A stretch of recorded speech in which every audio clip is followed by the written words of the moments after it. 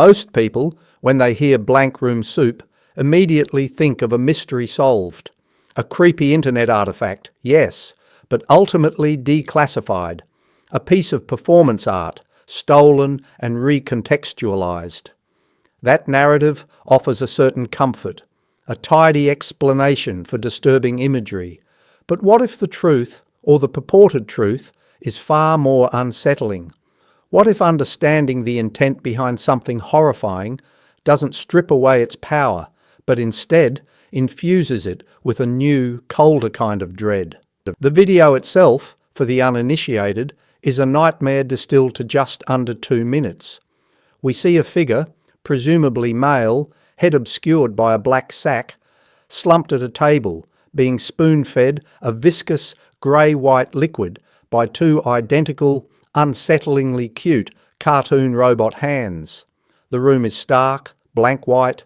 The figure twitches, gags, occasionally emits a guttural sound that's been described as a sob, a cough, or a dry retch. It's a forced consumption, a ritualistic degradation. It surfaced around 2005, a fragment of pure, unfiltered psychological horror, anonymous and unexplained. It spawned theories of snuff films, torture, alien abduction, anything to make sense of the profound wrongness. And then, years later, Avi Avital claimed ownership. He stated it was part of his performance art series, Meticulously, filmed in 2004, stolen before its intended release. He said the figure was an actor, the robots puppets, the soup harmless. Case closed, right? The monster was just a man with a camera. The initial emergence of the blank room soup media object, designated as Anomaly 007B in our early tracking protocols, occurred via IRC channels and obscure image boards, specifically in fragmented Avi containers with inconsistent timestamps. Avital's claims, while providing a plausible, albeit disquieting, origin narrative, were initially difficult to corroborate. His assertion placed the primary production event in late 2004, prior to its viral dissemination. However, metadata analysis from the earliest traceable uploads consistently indicated a post-production finalization date incompatible with his stated timeline for initial release intent. There was a significant temporal lacuna between claimed production and digital debut. So, right away, Avital's timeline doesn't quite line up with the digital footprints of the video. It's not a deal breaker on its own, but it's like a loose thread on a pristine suit. You start looking for others. Precisely. Furthermore, Avital specified collaborators in his initial public statements. Extensive cross-referencing with known performance art collectives active in the specified geographic region during that period yielded minimal confirming data. One individual, the Watcher, was identified as a potential associate based on tangential artistic endeavors, yet the Watcher categorically denied direct involvement with the Funet Iklan Gwaj project, offering only vague recollections of Avital's conceptual discussions. This non-confirmation creates an evidentiary void. The technical aspects of the video, the specific puppet articulation, the low fidelity yet distinct visual filtering, the audio composition, while theoretically achievable within the confines of independent performance art, presented a peculiar level of internal consistency. It suggested a singular, highly controlled production environment, or conversely, a meticulously reconstructed one. If Avital's original footage was stolen, as he claims, the hypothetical perpetrator would have not only acquired the raw assets, but possessed the technical acumen to re-edit, re-encode, and distribute the piece without leaving forensic traces that aligned with Avital's intended artistic framework. The question then shifts: if it was stolen, what was the original context?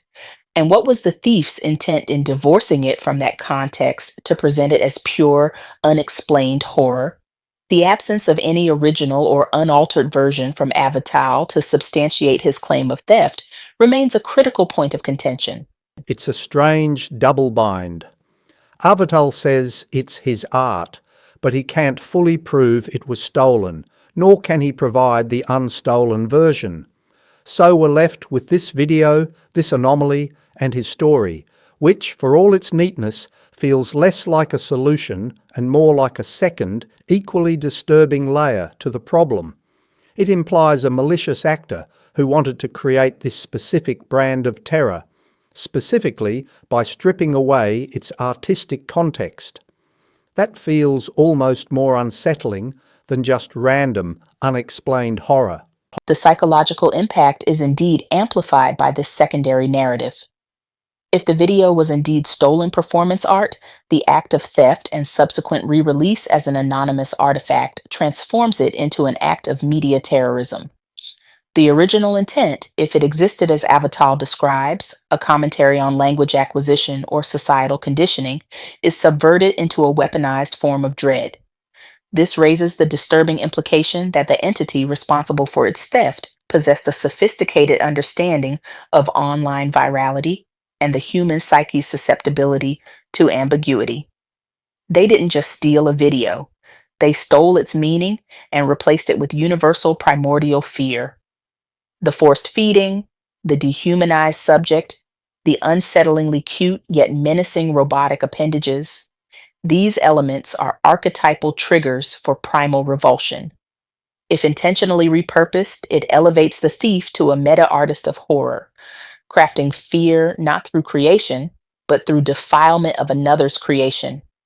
The original video then wasn't just found, it was placed, its horror carefully engineered to resonate in the absence of explanation. The blank room itself becomes a metaphor for the void of context, a canvas for projected anxieties. So the truth doesn't diminish the horror, it just changes its source. Instead of being a random act of grotesque unknown, it becomes an almost surgical operation. Someone specifically engineered this emotional response in millions of people. And that leads to even darker territory. What if the performance art claim itself is a fabrication? What if Avital, seeing the video's undeniable impact, stepped forward to claim it, perhaps to control the narrative or to gain a twisted form of notoriety? Such a scenario, while speculative, cannot be entirely discounted. The phenomenon of individuals claiming authorship of emergent anomalous media after its virality is well documented within the psychological profiling of online communities. If Avital's claim were indeed post facto fabrication, it introduces a third layer of deception. The video's original anonymity, its subsequent declassification as art, and then the potential falsity of that declassification. It creates an Ouroboros of misdirection. The subject in the video, the individual being force fed, remains unidentified. No corroborating actor has ever come forward.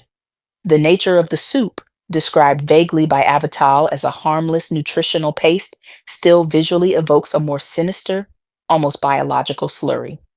The mechanical precision of the robotic hands, are they truly simple puppets, or do they represent a deeper, more technological threat? The unsettling nature of the blank room itself, a sensory deprivation chamber, suggests a deliberate methodology beyond simple artistic staging. It's a controlled environment designed to elicit a very specific, vulnerable state in its occupant. This could imply a genuine psychological experiment, a training exercise, or something far more nefarious masked under the guise of art. So, we're back where we started, but with far less comfort. The unknown was terrible, but at least it felt almost accidental. Now, with Avital's claims and the holes in them, the horror feels intentional, weaponized. Whether it was performance art, stolen and weaponized, or if Avital's claims are a fabrication themselves, the video remains a stark, cold testament to something profoundly disturbing. The idea that someone actively constructed this fear, either as its original creator or as a subsequent manipulator, is perhaps the true anomaly of blank room soup. It's not just a creepy video, it's a testament to the chilling power of intent and how sometimes the truth doesn't set you free. It just shows you the bars of a different, more intricate cage.